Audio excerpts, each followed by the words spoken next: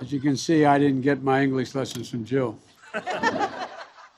Also here is a good friend of mine, a chairman and a congressman, Bobby Scott. Bobby, stand up. And Randy, thank you, thank you, thank you. We kept our commitment, didn't we? Yeah, that's what I said. All right. And I just want you to know, Becky, Jill is a member of the union. I hope her dues are paid up. They are. They are? Okay, I just want to check. There's nowhere we'd rather be than with educators. You know, when we decided to run and we got elected, Jill elected me. You all think I'm kidding, huh? Well, what happened was that we started thinking about it, and I knew immediately. Jill said, "By the way," and I said, "It's okay with me. Teach full time." She's the only first lady who's ever had a full-time job. Now, the fact that I don't ever get to see her, the fact that she is either traveling on behalf of the people of this country or going to her classroom teaching 15 credits at the community college is a different story. But it is who she is. Like I heard her say, she probably has said, I heard her say many times, teaching is not what you all do, it's who you are. It's what you're made of. And you know, one of the things that I used the line years ago that I still think is relevant in a slightly different context. You know, when you think about it, the single most consequential people in the world beyond our parents, God willing, if we have them, is our teachers. You are the ones who, you're the kite strings that lift our national ambitions aloft. I mean, not a joke. It's a reality. It's a reality. One of the reasons why we're working so hard and the Secretary is helping so much in the Build Back Better plan is that the rest of the world is starting to figure this out. The rest of the world is starting to out-educate us. Early education is earlier and more prevalent in European countries.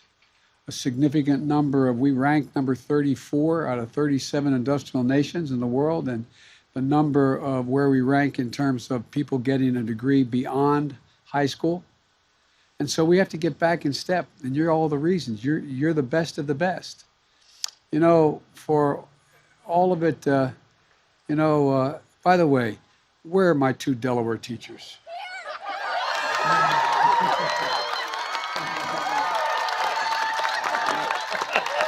That's hilarious.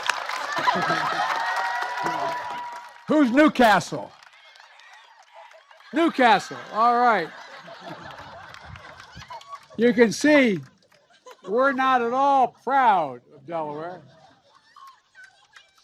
My dad used to always say, never forget where you came from. As they say, them the one that brung me to the dance, you know? But I want to thank Rebecca, I think, for Colonial Education Program in Newcastle, and Kimberly of McCain High School in Wilmington. That's you? Okay, all right.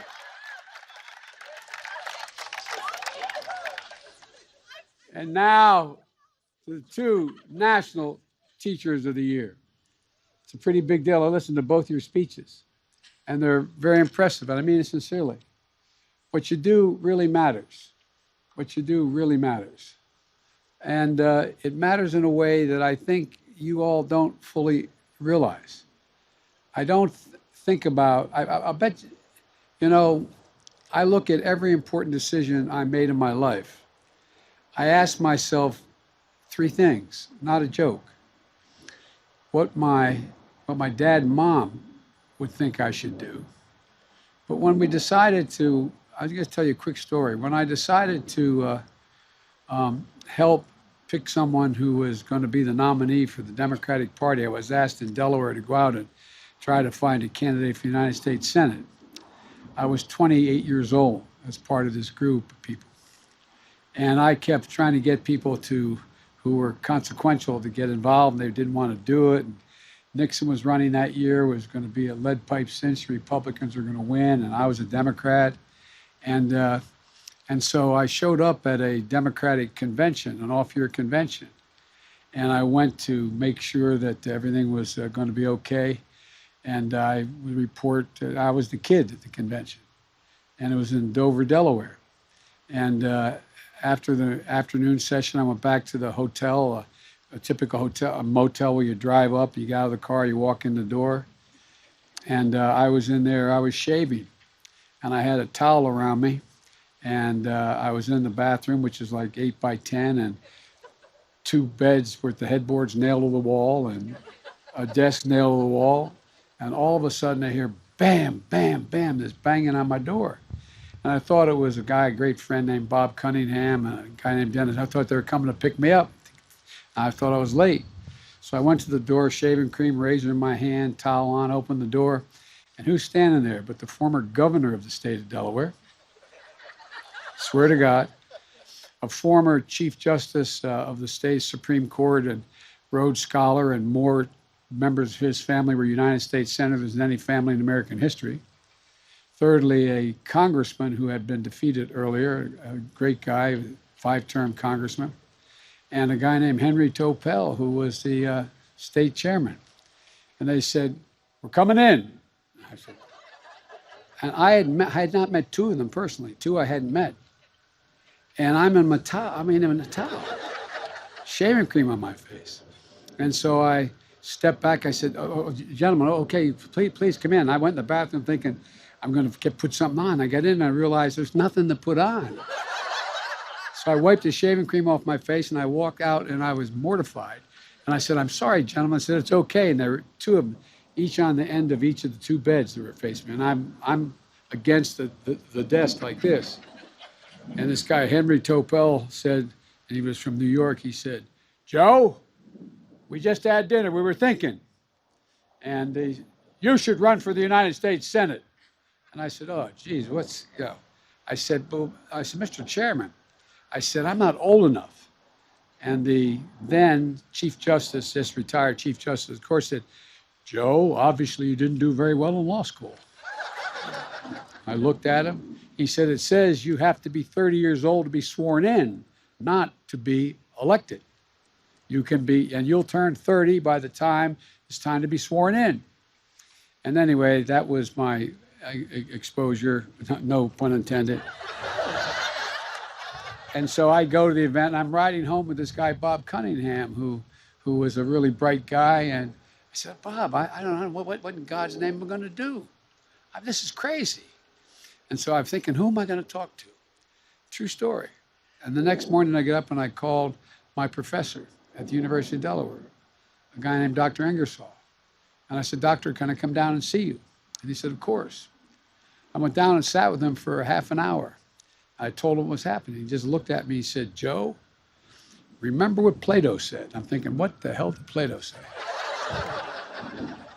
But he said, to paraphrase Plato, he said, "The penalty good people pay for not being involved in politics is being governed by people worse than themselves." And he looked at me and said, "Joe, you should run." I said, "But I feel strongly about all these issues, but I got involved in the civil rights movement and the war. He said, "Joe, you should do it." He had enough confidence in me that he gave me confidence in myself. With a kid with no money, coming from a middle-class family, who grew up in grade school stuttering, literally. For me, I'm confident I would have never done it were not for Dr. Ingersoll. I'm sure there are people of each of you can look back at, and they changed your life. But most of all, what you do is you give us confidence. You instill confidence. Just like when I was a kid, when I used to stutter badly, the nuns would sit me down and say, "Joey, you can do this, and practice with me." They gave me confidence. And so, folks, as Jill always says, teaching is not what you do, it's who you are.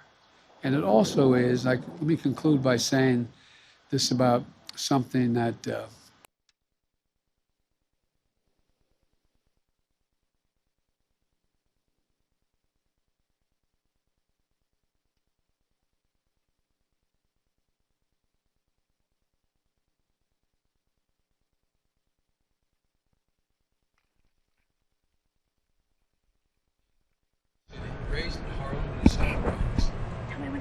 graduate from City College of New York. And he rose to the highest ranks not only in the military, but also in areas of foreign policy and state law.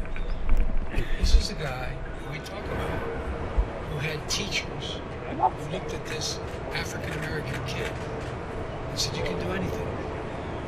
So all I want to say to you really is don't underestimate what you do. The good news about you all is you underestimate it so you come off in a way that you don't feel self-important. But you're gigantic, you make a gigantic difference. And I learned that when Jill and I would walk through the malls on Christmas time when I was a senator. Kids would go, hey, hey, hey, hey, and I'd wave. And they'd say, no, no, no, no, Dr. Biden.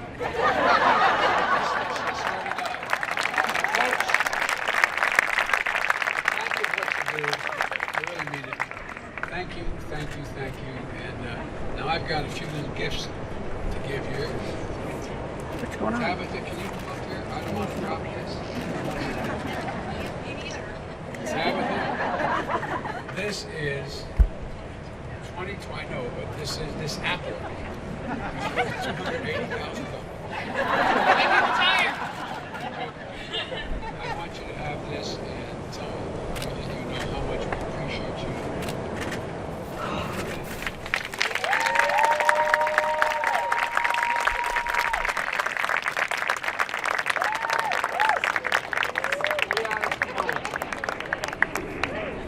To be honest, I had a great friend who was a former senator from Texas, looked at me one day, he's passed away now. He said, Joe, you never get elected president, you never speak Spanish. Guess what? I decided to hire everybody